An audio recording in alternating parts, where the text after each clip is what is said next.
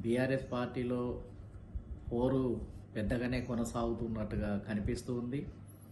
ఇది చిలికి చిలికి గాలివానలాగా మరి బీఆర్ఎస్లో ఒక తుఫానుగా మారినటువంటి పరిస్థితి కనిపిస్తూ ఉంది. ముఖ్యంగా కవిత మరి ఏదైతే పార్టీ ప్రాథమిక సభ్యత్వానికి అదేవిధంగా ఎమ్మెల్సీ సభ్యత్వానికి కూడా ఏకంగా రాజీనామా చేయటంతో ఇంకా మొత్తం తెగదెంపులు పూర్తి అయినాయని చెప్పుకోవాలి. నిన్న మొన్నటి దాకా కొద్దిగా ఏదో ఆశ ఉండేది, కానీ ఇప్పుడు పూర్తిగా మొత్తం ఏంటంటే పార్టీకి వ్యతిరేకంగా స్వరం కూడా పెంచి ఇంకా తీవ్రంగా నిన్న మొన్నటి కంటే కూడా ఇప్పుడు పార్టీ మీద, పార్టీ నాయకుల మీద, కేటీఆర్ మీద, హరీష్ రావు మీదనైతే తీవ్రంగా విరుచుకపడుతున్నటువంటి పరిస్థితి ఉంది. తండ్రిని కొంచెం శుతిమెత్తగా పార్టీలో జరిగే అంశాలను పరిశీలించండి, మీరు జాగ్రత్తగా చూడండి, నీకు కూడా వీళ్ళంతా ఏనాడో ఒకరోజు మోసం చేస్తారు, జాగ్రత్తగా ఉండండి, వీళ్ళంతా మోసపూరితమైనటువంటి ఆలోచనలతో ఉంటారు అని మరి ఏదో ఒక విజ్ఞప్తి చేసే విధంగా, ఆయనకు ఒక హెచ్చరిక చేసే విధంగా మరి కవిత మాట్లాడుతూ ఉంది. మరి నిజంగా కవిత యొక్క ధోరణి కనుక చూస్తే, ఆమె మాటలను బట్టి గత కొంతకాలంగా మాట్లాడుతున్నటువంటి విధానాన్ని కనుక పరిశీలిస్తే బీఆర్ఎస్లో 2-3 అంశాల చుట్టూ తిరుగుతున్నట్టుగా అనిపిస్తుంది చూసే వాళ్లకు. ముఖ్యంగా ఆధిపత్య పోరే ప్రధానంగా ఉన్నట్టుగా కనిపిస్తుంది. ఆస్తుల పంపకానికంటే కూడా అవి కూడా కొంత మేరకు ఉండే అవకాశం ఉంది, కానీ దానికంటే కూడా పార్టీలో ఎవరు ప్రాముఖ్యత ఉండాలి, అదేవిధంగా పార్టీలో ఎవరి స్థానము ఎట్లా ఉండాలి అనేది దాని మీదనే, పార్టీ మీదనే, అది తండ్రి తర్వాత అంటే కేసీఆర్ తర్వాత పార్టీలో మరి కేటీఆర్ ప్రముఖ స్థానం ఉండాలా, కవితకు ఉండాలా, లేకపోతే హరీష్ రావు ఏ మేరకు ఉండాలి అనేది వీళ్ళ ముగ్గురి మధ్యలోనే సంబంధాలు బెడిసికొట్టినట్టుగా కనిపిస్తుంది. ఆ సంబంధాలు బెడిసికొట్టే విధంగా మారినందువల్లనే ఇవాళ కవిత ఏంటిది అని అంటే చివరికి అంటే బీఆర్ఎస్లో హరీష్ రావు, కేటీఆర్ పాత్ర ఇంకా దాన్ని తీయలేనటువంటిది. కేసీఆర్ కూడా దాంట్లో జోక్యం చేసుకొని వాళ్ళను పక్కన పెట్టే పరిస్థితి లేదు అనేది కవితకు అర్థమైపోయింది. అంటే క్రమక్రమంగా పార్టీలో కవితను మార్జినలైజ్ చేస్తున్నటువంటి పరిస్థితి ఉంది. కాబట్టి దీన్ని బట్టి అర్థమైపోయేది ఏంటిది అని అంటే మొదటి నుంచి కూడా అంటే కేసీఆర్కు మొదటి నుంచి కూడా ఏంటిది అని అంటే ప్రాథమిక దశలో, పార్టీ ప్రారంభ దశలో దాదాపు అనేక సంవత్సరాలు హరీష్ రావుకు ప్రాముఖ్యతనివ్వటం జరిగింది. ఇంకా ఆయనతో పాటు చాలామందిని ఆయనకు రైట్ హ్యాండ్గా పెట్టుకొని కొంతకాలం పార్టీ కార్యక్రమాలు, సూచనలు, పార్టీని నడిపే విధానము ఇవన్నీ కూడా పాటించడం జరిగింది. తర్వాత సంతోష్రావు అనే వ్యక్తి కూడా మళ్ళీ కేసీఆర్కు అతి దగ్గర చేరువగా రావటం జరిగింది. దీనితోటి హరీష్ రావు కూడా కొంత కంగు తినిపోయి, నేను ఇటువరకు మామగారి దగ్గర రైట్ హ్యాండ్ లాగా ఉండేది, అన్నిటికీ నేనే సలహాలు ఇచ్చేవాడిని, లేకపోతే ఆయన ఏ పని చేసినా నాకే చెప్పేవాడు అని ఆయనలో కూడా ఒక అసంతృప్తి మొదలైంది. అయితే కేసీఆర్కు ఉన్న సమస్య ఏంటిది అని అంటే, కేసీఆర్ గారు 20 సంవత్సరాల వరకు ఇంకా డోకా లేదు, నేనే ఈ తెలంగాణ రాష్ట్రాన్ని పరిపాలిస్తాను అనుకున్నప్పుడు కేసీఆర్లు మరి తర్వాత ఎవరు ఈ రాష్ట్రాన్ని పరిపాలించే వ్యక్తి ఎవరు అన్నప్పుడు కేసీఆర్ కుటుంబము కేటీఆర్నే సెలెక్ట్ చేసినట్టుగా కనిపిస్తుంది. అంటే కేటీఆరే ముఖ్యమంత్రి పదవికి పెట్టాలి అని, ఆయననే ప్రొజెక్ట్ చేయాలని కేసీఆర్ నిర్ణయించడం జరిగింది.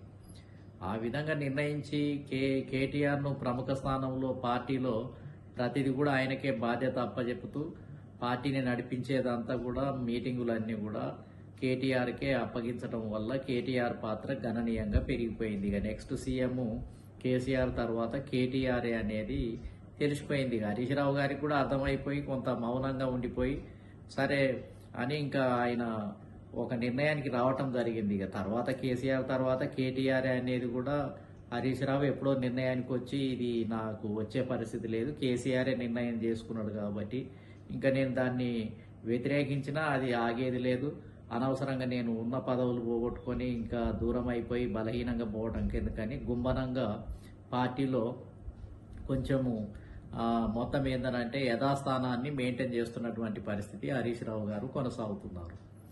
అయితే ఈ పరిస్థితుల్లోనే కవిత ఎప్పుడైతే లిక్కర్ స్కామ్ వచ్చిందో, లిక్కర్ స్కామ్కు జైలుకు వెళ్ళటం జరిగిందో, కేసీఆర్ పరువంతా కూడా దేశవ్యాప్తంగా మొత్తం తలదించుకోవాల్సినటువంటి పరిస్థితి ఏర్పడ్డది. ఒక బిడ్డ లిక్కర్ స్కామ్లో ఇరుక్కొని అనేక రకాల డబ్బు మార్పిడి, డబ్బు ఒకరి చేతుల మీ నుంచి ఇంకోరి చేతుల్లోకి వెళ్ళటం, అదేవిధంగా ఢిల్లీ స్థాయిలో ఇది జరగటం, కేజ్రీవాల్లే జైలుకు పోయే పరిస్థితి ఏర్పడటం, ఇవన్నీ పెద్ద సంచలనాత్మకమైనటువంటి విషయాలుగా మారటంతో అప్పటిదాకా కవిత మీద ఒక ఎంపీగానో ఒక ఎమ్మెల్యేగానో అవసరమైతే తర్వాత కాలంలో మంత్రి కూడా చేద్దాము అని అనుకుని ఉండొచ్చు. బహుశా కేసీఆర్ అనుకోవటానికి కూడా అవకాశం ఉంది. ఆమెను సైడ్గా ఒక అంటే కేటీఆర్కి ఇచ్చినంత ప్రాముఖ్యత కాకుండా కవితకు కూడా సైడ్లో ఏదో ఒక పోస్టు, ఒక పదవి ఇస్తూ అట్లా నడిపించాలని అనుకున్నాడు.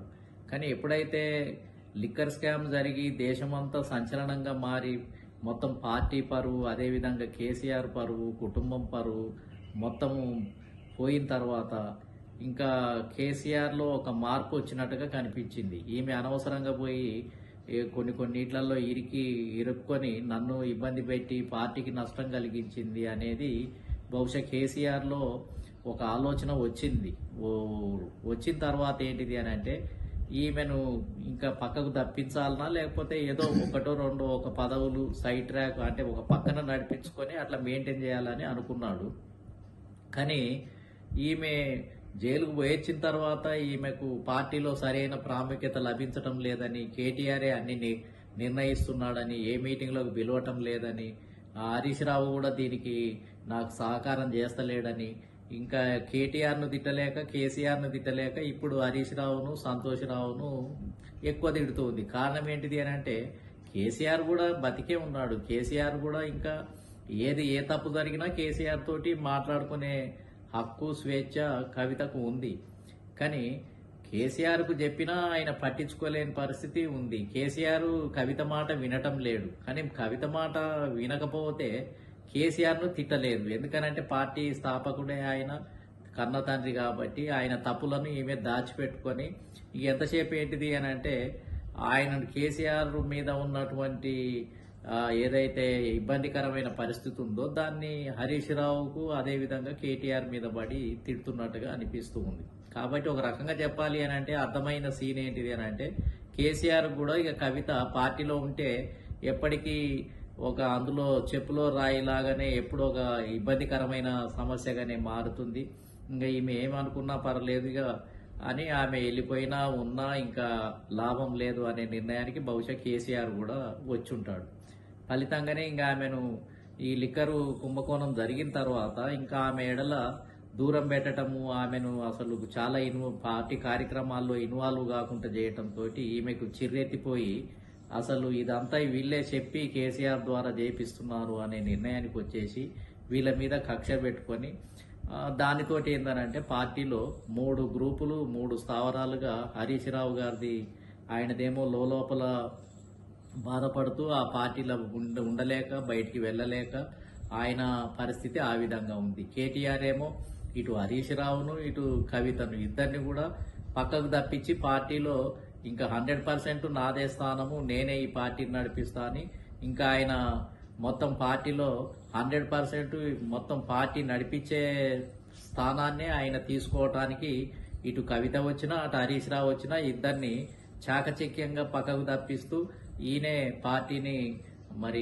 అగ్రస్థానంలో ఉండి నడిపిస్తున్నట్టుగా, తర్వాత కేసీఆర్ తర్వాత నేనే కేటీఆరే ముఖ్యమంత్రి కాబోతున్నట్టుగా ఈ వాతావరణాన్ని అంతా కూడా కేటీఆర్ సృష్టించుకోవటం అనేది జరుగుతుంది. అంటే ఇటు కవితను దూరం పెడుతున్నాడు, అదేవిధంగా అటు హరీష్ రావు గారిని కూడా యథాస్థితిని మెయింటైన్ చేస్తూ బావగారితో మామూలు సంబంధాలు మెయింటైన్ చేస్తూ ఈయన పార్టీలో ప్రతిదాన్ని ఇతనే నిర్ణయించి ఈ రాష్ట్రంలో ఇక ఒకవేళ బీఆర్ఎస్ భవిష్యత్తులో వస్తే ఇంకా కేటీఆరే ముఖ్యమంత్రి, కేటీఆర్ ద్వారానే ఈ పార్టీ బలోపేతమైంది, మళ్ళీ అధికారంలోకి వచ్చింది. మళ్ళీ ఒకవేళ భవిష్యత్తులో బీఆర్ఎస్ అధికారంలోకి వస్తే అది కేటీఆర్ వల్లనే వచ్చింది, ఆయన వ్యూహమే, ఆయన కష్టపడటం వల్లనే వచ్చింది అని చెప్పుకునే విధంగా మరి కేటీఆర్కు ఆ విధంగా ఆయన పావులు గదుపుతూ ఆయన పనిచేస్తున్నట్టుగా కనిపిస్తూ ఉంది.